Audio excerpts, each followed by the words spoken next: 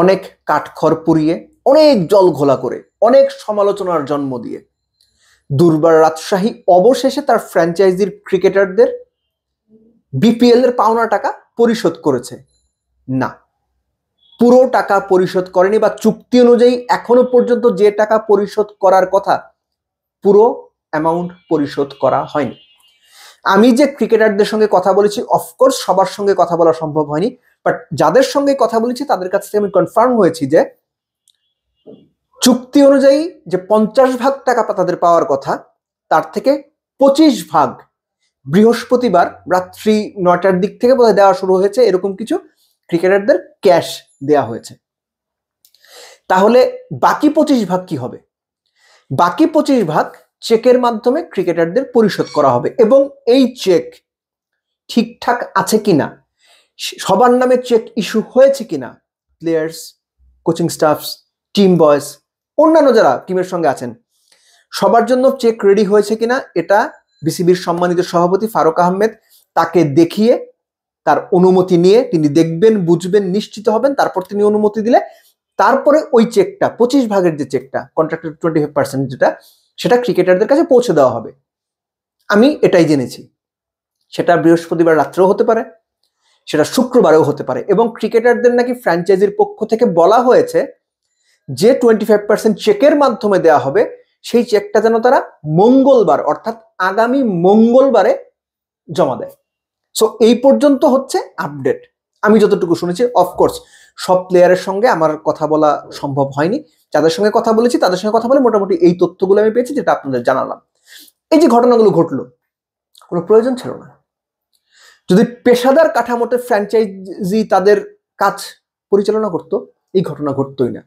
আপনারা দুপুর বিকাল নাগাদ একটা নিউজ পড়েছেন না, যে ফ্র্যাঞ্চাইজি মালিকের যিনি স্ত্রী, তিনি হাতে আঘাত পাওয়ায় দেশের বাইরে আছেন, যে কারণে চেক দেওয়া যায়নি। এটা আপনারা বিশ্বাস করেছেন? এটা আপনাদের সঠিক মনে হয়েছে? আপনি ডিউরিং ম্যাচ বল লেগে হাতে ব্যথা পেয়েছেন, আপনার তো টাকা দেওয়ার কথা টুর্নামেন্ট শুরুর আগে, তখন টাকা দেন না কেন আপনারা? আমি ধরে নিলাম ঘটনা 100% সঠিক, মালিকের সহধর্মিণী হাতে ব্যথা পেয়েছেন, চিকিৎসা করাতে গিয়েছেন, যে কারণে টাকা দেওয়া সম্ভব হয়নি। আমি ধরে নিলাম ব্যথা পেয়ে উনি চিকিৎসা করাতে গিয়েছেন, এই কারণে হয়নি। কিন্তু এই যে টুর্নামেন্টের আগে টাকা দেওয়ার কথা, সেটা আপনারা কেন দিলেন না? এখানেই হচ্ছে একটা ভালো ফ্র্যাঞ্চাইজি এবং একটা অপেশাদার ফ্র্যাঞ্চাইজি, নাঙ্কা ওয়াস্তে ফ্র্যাঞ্চাইজির পার্থক্য।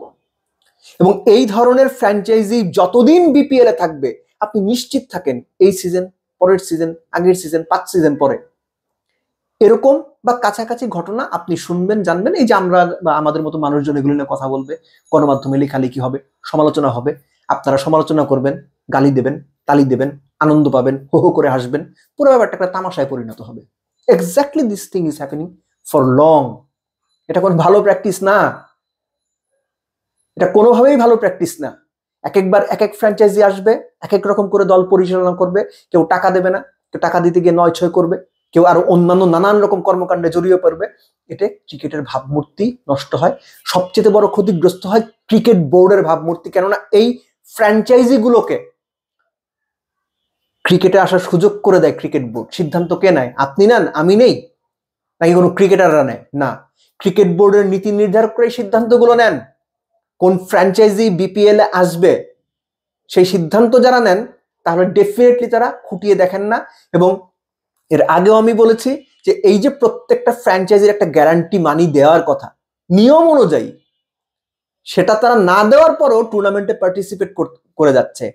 টুর্নামেন্ট ভালো করার খাতিরে যে নিয়মগুলো করা হয়, তার বেশিরভাগই তো পালন করা হয় না। তাহলে এই যে টুর্নামেন্ট বা বিপিএল করার জন্য সবাই উদ্গ্রীব হয়ে থাকে, কিন্তু যে নিয়ম না মেনে মাঝপথে এসে এই ধরনের যে ডিসপিউট গুলো তৈরি হয়, এতে সবচেয়ে বড় ক্ষতিগ্রস্ত হয় ক্রিকেট, সবচেয়ে বেশি ক্ষতিগ্রস্ত হয় বাংলাদেশ ক্রিকেট বোর্ডের ভাবমূর্তি। ক্রিকেট বোর্ডে যারা আছেন তারা ব্যাপারটা কখনো আমলে নিয়েছেন? এই বোর্ড বা তার আগের বোর্ড বা তার আগের বোর্ড না, আমি যতদিন দেখছি কোন বোর্ডই এই ব্যাপারগুলো বা ক্রিকেটের সম্মানটা আমলে নিয়েছেন এই ধরনের ইস্যুতে, সেটা আমার খুব বেশি মনে হয়নি।